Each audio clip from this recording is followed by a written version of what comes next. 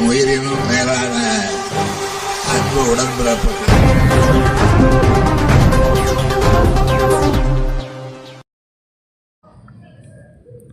விவசாயிகளின் உயிர்நாடியாக உள்ள பரம்பிக்குளம் ஆழியாறு பாசன திட்டத்தை உருவாக்கிய தலைவர்களின் திருவுருவ சிலைகளை விரைவில் தமிழக முதல்வர் நேரில் திறக்க உள்ளார்.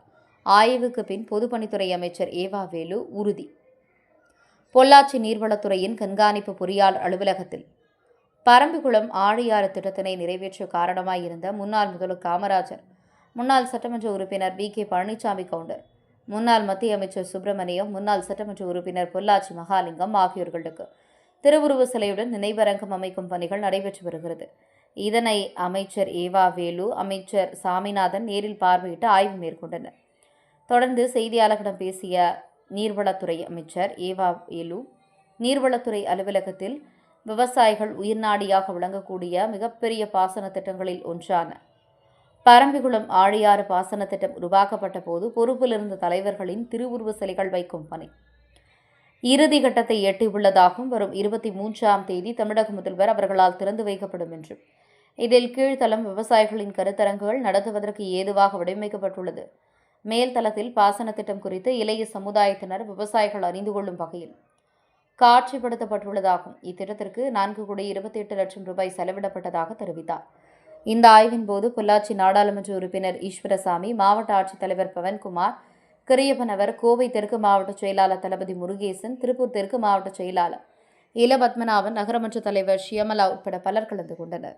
அவர்களுக்கெல்லாம் சிலை அமைக்க வேண்டும் என்று தமிழ்நாட்டு முதலமைச்சர் அவர்கள் முடிவெடுத்தார்கள். சட்டமன்றத்திலே அதை அறிவித்தார்கள்.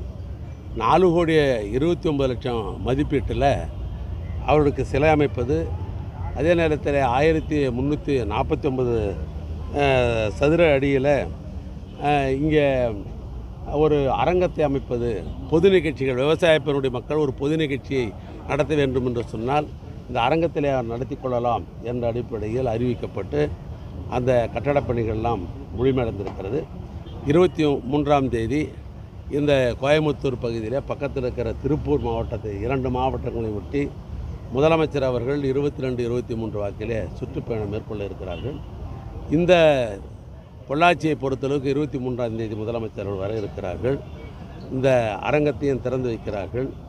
இந்த தியாக செயலர்களாக இருக்கிற பெருந்தலைவர் காமராஜர், நிதியமைச்சராக இருந்த பெரியவர், ஆளுநராகவும் இருந்து பணியாற்றிய சிஎஸ் என்று அழைக்கப்பட்டிருக்கிற சுப்பிரமணியம் அவர்கள், அதே போன்று பெரியவர் பொள்ளாச்சி மகாலிங்கம் அவர்கள், நம்முடைய பழனிசாமி கவுண்டர் ஆகிய 4 பேருடைய திருவுருவச் சிலையை தமிழக அரசின் சார்பாக, திராவிட மாடல் ஆட்சியின் சார்பாக இங்கே நிறுவப்பட்டிருக்கிறது.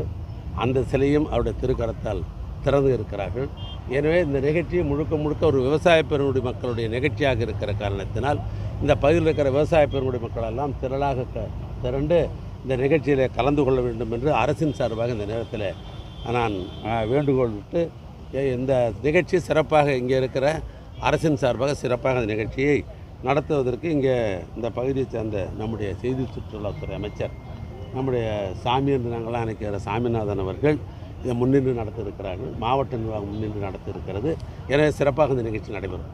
சார் ஒரு பொதுப்பணித்துறையில் தினக்கூலி பணியாளர்கள் நிரந்தர பண்ணணும்னு சொல்லியிருக்காங்க சார். ரொம்ப நாள் எப்பொழுதெல்லாம் பொதுப்பணியில் நிரந்தர பணி என்பது கழக ஆட்சி வருகிற பொழுது தான் அந்த நிரந்தர பணி செய்து கொண்டிருக்கிறோம்.